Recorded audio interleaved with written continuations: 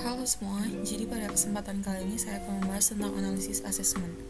Sebelumnya, perkenalkan saya Lina Octavianti SPD, dan seorang mahasiswa program studi pendidikan profesi guru sekolah dasar untuk kelas A pada Universitas Sriwijaya.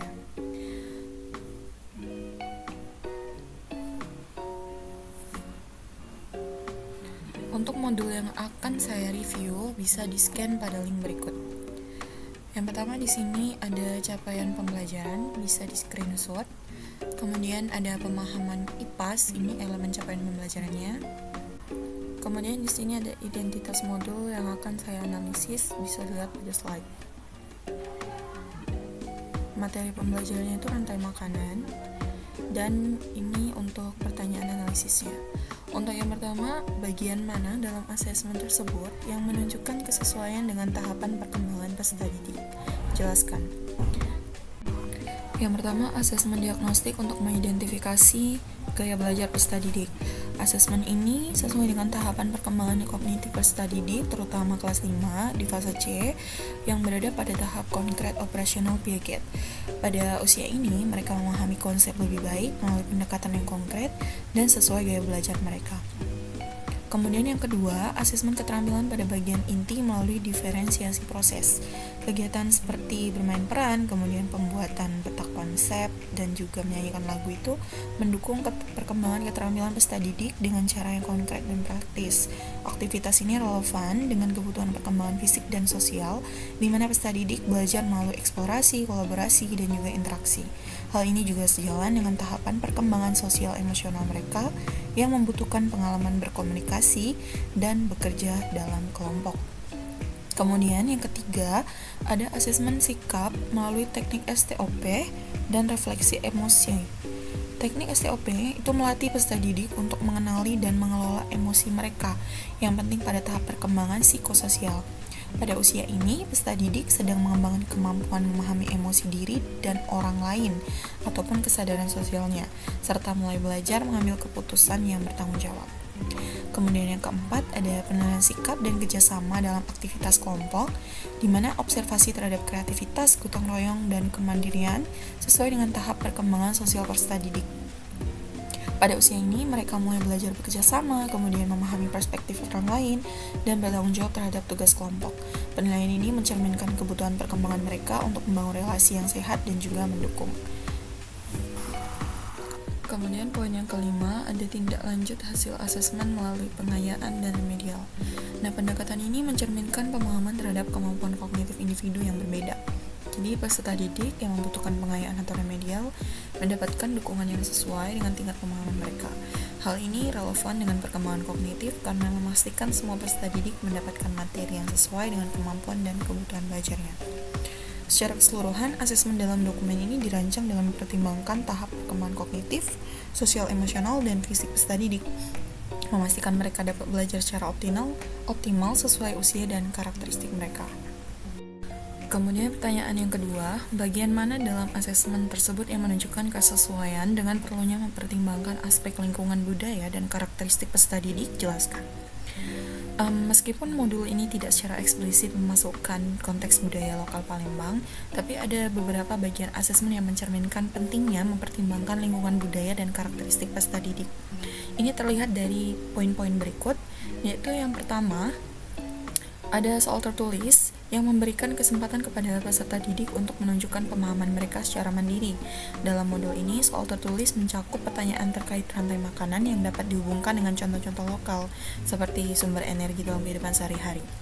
Pendekatan ini relevan dengan kemampuan kognitif peserta didik pada fase perkembangan mereka, sambil tetap memberikan ruang untuk memasukkan elemen budaya setempat, seperti penggunaan hewan dan tumbuhan lokal dalam soal yang relate dengan kehidupan peserta didik. Kemudian yang kedua, ada observasi kelompok, di mana guru menilai kemampuan peserta didik untuk berkolaborasi dan bekerja sama.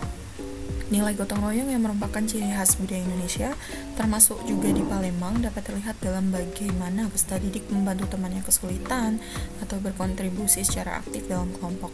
Observasi ini mencerminkan pentingnya mengembangkan keterampilan sosial yang sejalan dengan nilai-nilai budaya lokal. Yang ketiga, presentasi yang memberikan peserta didik ruang untuk menyampaikan ide mereka secara lisan dan juga terstruktur. Dan dalam konteks budaya Indonesia, terutama yang mengedepankan kekompakan dalam berbicara dan juga kemampuan berkomunikasi, kegiatan ini relevan untuk melatih keterampilan berbicara di depan umum. Peserta didik juga dapat menggunakan gaya atau cara presentasi yang sesuai dengan karakter mereka, seperti bercerita atau menampilkan visual yang menarik. Dan yang terakhir, yang keempat, adalah refleksi sebagai bagian dari asesmen. Refleksi melalui teknik STOP membantu peserta didik memahami dan mengelola emosi mereka, yang merupakan keterampilan penting dalam budaya Indonesia yang menghargai kesadaran sosial dan hubungan yang harmonis. Dengan memberikan ruang bagi peserta didik untuk berbicara tentang perasaan mereka, refleksi ini mendukung pembelajaran karakter dan pengelolaan emosi yang sesuai dengan tahap perkembangan mereka. Kemudian yang selanjutnya untuk pertanyaan analisis ketiga adalah bagian mana dalam asesmen tersebut yang menunjukkan kesesuaian dengan kemampuan peserta didik? Jelaskan. Ada 3 poin di sini yang saya garis bawahi. Yang pertama adalah penyesuaian tugas berdasarkan gaya belajar. Jadi dengan memberikan kesempatan kepada peserta didik untuk memilih tugas berdasarkan gaya belajar mereka, seperti bermain peran untuk kinestetik, kemudian membuat peta konsep untuk visual, atau menyanyikan lagu untuk auditory. Asesmen ini membantu peserta didik memaksimalkan potensi mereka dalam menyampaikan pemahaman. Kemudian pendekatan ini juga memastikan peserta didik dapat mengekspresikan pemahaman mereka dengan cara yang paling sesuai dengan kemampuan ataupun preferensi individunya. Yang kedua, ada latihan keterampilan berpikir kritis. Jadi di bagian modul ada pertanyaan yang berupa apa yang terjadi jika rantai makanan terganggu, kemudian bagaimana laba-laba mendapatkan energi. Itu dirancang untuk melatih kemampuan bernalar kritis peserta didik. Hal ini sesuai dengan tahapan perkembangan kognitif mereka, di mana mereka sudah mampu berpikir logis dan analitis, sekaligus mendukung pengembangan profil pelajar Pancasila khususnya dalam aspek bernalar kritis dan juga kreatif. Yang ketiga adalah penggunaan LKPD yang disusun untuk menggali pemahaman konsep secara mendalam, membantu peserta didik mengembangkan kemampuan menganalisis hubungan antar makhluk hidup dalam ekosistem. Desain LKPD yang menuntun mereka untuk menghubungkan konsep dengan kehidupan sehari-hari, memastikan bahwa asesmen ini sesuai dengan kemampuan mereka untuk memahami dan aplikasikan pengetahuan secara konkret. Lanjut pertanyaan analisis yang keempat. Di sini ada pertanyaan, bagian mana dari asesmen tersebut yang menunjukkan kesesuaian bahwa sudah memberikan ruang bagi peserta didik untuk memberikan umpan balik terhadap proses pembelajaran mereka. Jadi ada 3 di sini. Yang pertama, refleksi emosi dengan teknik STOP ada di dalam modul. Jadi peserta didik diajak untuk memilih emosi yang dirasakan serta mengungkapkan pendapat mereka baik tentang materi, teman, atau suasana pembelajaran. Guru juga memfasilitasi diskusi untuk mendengar saran dari peserta didik tentang bagaimana sih mereka bisa mengolah perasaan atau memperbaiki interaksi dalam kelas.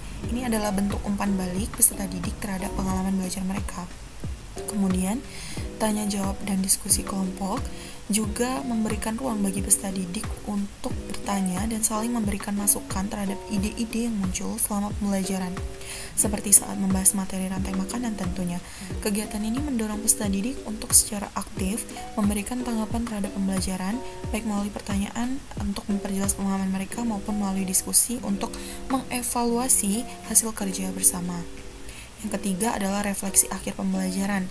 Nah, di sini guru memfasilitasi peserta didik nih untuk membahas apa yang telah dipelajari, bagaimana proses pembelajaran berlangsung, kemudian apa yang bisa ditingkatkan lagi.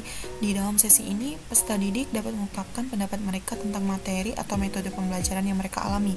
Guru pun akan mencatat masukan tersebut untuk memperbaiki pembelajaran di masa mendatang. Next, yang kelima, di sini ada pertanyaan, jika Anda menjadi guru di kelas tersebut, hal apa yang ingin Anda tingkatkan untuk lebih memaksimalkan efektivitas asesmen dengan memperhatikan tahapan perkembangan peserta didik, lingkungan budaya, dan juga karakter peserta didik, serta kemampuan peserta didik. Tuliskan pendapatmu secara lengkap.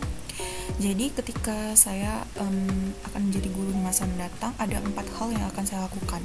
Yang pertama itu menggunakan teknologi untuk asesmen yang lebih interaktif. Ya, memanfaatkan alat interaktif seperti aplikasi kuis daring atau simulasi digital untuk memperluas akses peserta didik dalam memahami materi rantai makanan itu sangat penting menurut saya.